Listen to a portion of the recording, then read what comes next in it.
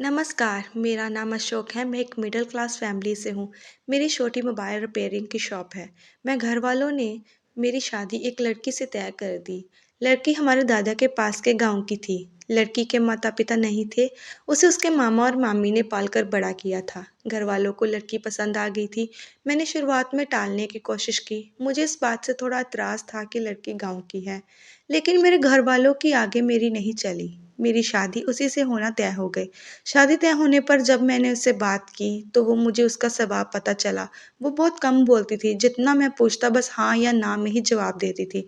मैंने कई बार पूछा कि तुम इतना ही बोलती हो या मेरे सामने शर्मा रही हो? फिर उसकी तरफ से वही चुप्पी होती। उसके मामा और मामी भी कहते कि हमारी लड़की बहुत सीधी और कम बोलती है। मुझे भी उसकी ये बात धीरे-धीरे पसंद आने लगी। हमारी शादी करवा दी गई। शादी अच्छे से हो गई थी। शादी के बाद सुहागरात का समय आ गया। मैं अब अपने जीवन की एक नई शुरुआत करने जा रहा था, जिसके लिए मेरे मन में कई विचार थे। इतने दिनों तक बात करने पर मैं उसका स्वभाव समझ गया था, इसलिए मैं जानता था कि मुझे क्या करना है। मैंने उससे पहले बात की, वो अभी भी बस मेरी बातों का हाँ और ना में ही जवाब दे रही थी।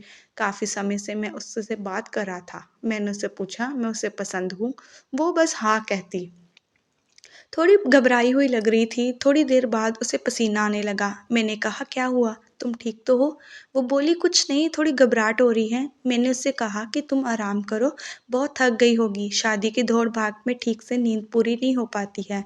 इस कारण थकावट से ऐसा हो रहा होगा। मैंने उसे ये कहकर कमरे की बत्ती बुझा दी और मैं भी बिस्तर पर लेट गया। मैंने उसका हाथ पकड़ा, वो घबराहट के मारे काँपने लगी थी और पसीना तेज हो गया था। वो उठकर बिस्तर पर बैठ गई। मैंने कमरे की बत्ती ऑन की। उसकी हालत खराब थी। मैंने पूछा, क्या हुआ? कुछ दवाई लेकर आना है? उसके इस तरह के बर्ताव करने पर मैं भी थोड़ा डर गया था। कमरे में एक खिड़की थी, जिसको खोलकर बाहर की रोड की लाइट हमारे कमरे में आती थी। वो खिड़की के पास हवा लेने को खड़ी हो गई। वो वहीं खड़ी रही। मुझे कहा कि आप सो जाओ, मैं ठीक हूँ।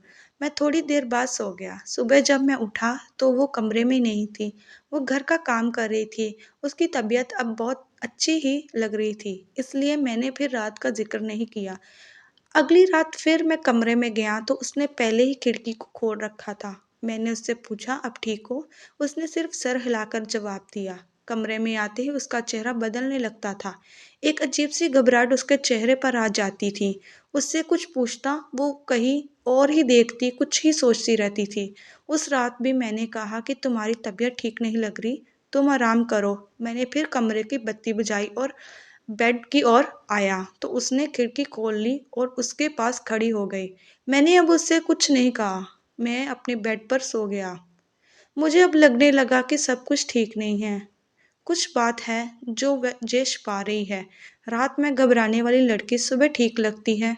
सुबह उसके चेहरे पर कोई घबराहट नहीं होती। शाम को 8 बजे में मैं खाना खा रहा था। अंधेरा हो गया था। मम्मी ने उससे कहा कि छत पर से कपड़े लाना भूल गई, तू ले आ। वो कपड़े लेने सीढ़ियों से छत पर गई, लेकिन करीब आधा घंटा हो गया था और वो नीचे नहीं आई। मम्मी ने नीचे से आवाज़ भी लगाई, लेकिन वो नहीं आई। मेरे खाना खाने के बाद मम्मी ने मुझे कहा कि जा तू जाकर देख कर आ। मैं सीढ़ियों पर गया तो वो सीढ़ियों पर बैठी थी और मैंने उसके चेहरे पर वही घबराहट। मैंने सीढ़ियों की लाइट ऑन की। लाइट ऑन होते ही जैसे वो नींद से जाग गई हो। मैंने उससे पूछा कि तुम यहाँ क्यों बैठी हो? वो कुछ नहीं बोल पाई। उसके माथे पर रात जैसे ही पसीना था। वो वहाँ से चली। अब मैं समझ गया था कि बात क्या है, लेकिन उसकी वजह से मुझे नहीं मालूम थी। उस रात मैं कमरे में गया और जाते ही मैंने सबसे पहले अपने कमरे की खिड़की को बंद किया। वो वही कमरे में थी, रोज की तरह घबराई सी। पर आज मैंने कुछ और ही सोच रखा था। थोड़ी देर बाद मैंने कमरे की बत्ती बंद कर दी और मैं बत्ती बंद करके उसके पास गया। मैंने जैसे ही उसके हाथ लगाया, वो थोड़ा कांप रही थी। रोज की तरह पसीना छूटने लगा। अब मैंने उसका हाथ और जोर से पकड़ा, लेकिन उसका कांपना और पसीना बहना चलता रहा। तब मैंने उसे कहा कि क्या हुआ, तुम ठीक हो? वो अचानक बोली, मेरी तबीयत बिगड़ रही है, पानी। मैंने बत्ती चालू की करके उसे पानी दिया। रोज रात की यही कहानी थी। अब मैंने उसे पूछ ही लिया कि मैं जानता हूँ कि कुछ बात है जो तुम मुझसे छिपा रही हो, लेकिन क्या बात है मुझे बताओ। मुझे पता है, लेकिन मैं तुम्हें तुम्हारे मुंह से सुनना चाहता हूँ। और उसकी वजह जानना चाहता हूँ। वो पहले ही कम बोलती थी, ऊपर से डरी हुई थी, तो वैसे ही उसकी आवाज़ नहीं निकलती थी। मैंने उससे प्यार से पूछा, क्या हुआ है? कुछ ऐसी बात है जो बता नहीं सकती? वो चुप रही। मैंने गुस्से से कहा कि ठीक है, कल तुम्हारे मामा से बात करता हूँ। मामा का नाम लेते ही वो घबरा गई और बोली, नहीं मामा जी से मत पूछना। तब उसने बचपन की एक ऐसी घटना के बारे में बताया जो इन सब बातों की जड़ थी। उसने कहा कि मैं मेरे मामा के यहाँ पली बड़ी हूँ। मेरे भाई और हम एक दिन बचपन में खेल रहे थे और खेलते वक्त मैं हमारे घर में कबाड़ के में छिप गई। मेरे भाई और मामी को ये पता नहीं था। उसी समय जब भाई बाहर दौड़ा मुझे ढूंढने के लिए, तो वह गिर गया। मामी उसे लेकर पास के अस्पताल गई। उसका पैर टूट गया था। उसके पहले वो पैसे लेने अंदर आई तो कबाड़ का दरवाज़ा बाहर से लगा लगा गई। मैंने तब भी कुछ नहीं कहा। मैं छिप रही बाहर। क्या हुआ था इसका मुझे पता नहीं था। थोड़ी देर बाद जब मुझे घबराहट हुई तो मैंने बाहर आना चाहा, लेकिन दरवाज़ा बाहर से बंद था। मैंने बहुत कोशिश की, चिल्लाई, लेकिन घर में कोई था ही नहीं।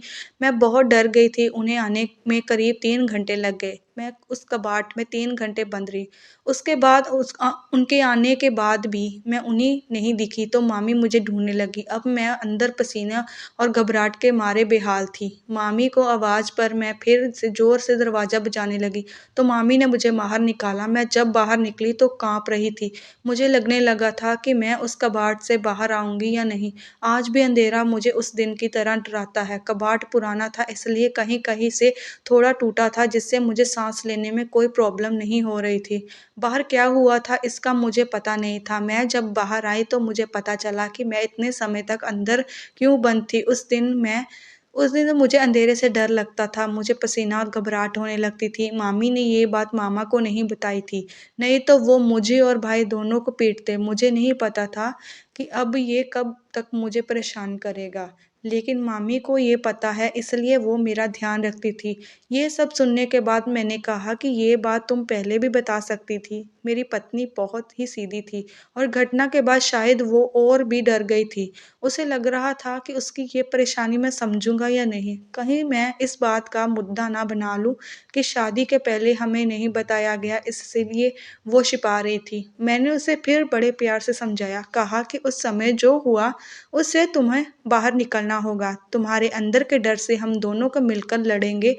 मुझे पता है ये सब बोलना आसान है, करना मुश्किल है, लेकिन मुझे पता है तुम कर सकती हो। अब इस कमरे की बत्ती तब तक बंद नहीं होगी जब तक तुम उसे बंद ना करो, चाहे इसके लिए पूरी उम्र ही क्यों ना लग जाए।